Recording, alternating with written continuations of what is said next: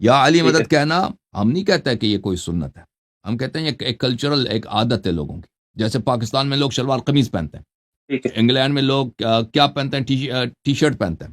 ٹھیک ہے نا، یہ کوئی ٹھیک حرام نہیں ہے، کوئی ممنوع نہیں ہے. ٹی شرٹ مرضی پہنو، شلوار قمیض پہنو. ٹھیک ہے نا.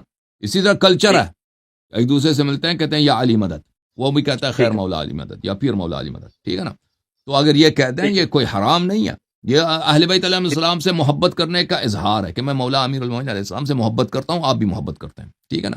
اس کا صرف اتنا ٹھیک مطلب ہے ہے. ہاں اگر کوئی یہ کہہ بہت دے کہ ایک دوسرے سے جب ملتے ہیں تو یا علی مدد کہنا یہ واجب ہے، یہ مستحب ہے، یہ کوئی حدیث ہے، تو پھر یہ بدعت بن جائے گا.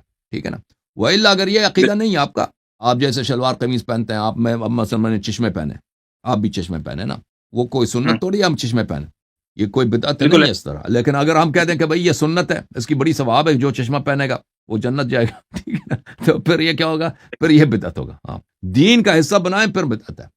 ہاں وہ کوئی چیز اگر جائز ہے، دین کا حصہ نہیں بناتے بھائی. ابھی آپ برگر کھانا، آپ حلال برگر کھا لو نا، حلال برگر ٹھیک کھانا یہ تو جائز ہے نا. آپ افطار کریں برگر گھر میں بنا کے کھا لو بھائی، آپ کی مرضی پہ آپ کھا لو جتنی مرضی کھا لو، وہ بدعت نہیں ہے. لیکن اگر کہہ دیں کہ بھائی جو برگر کھائے گا یہ حدیث میں موجود ہے کہ یا اللہ کا حکم ہے یا اسلام میں مستحب ہے، پھر یہ بدعت ہوگا. اوکے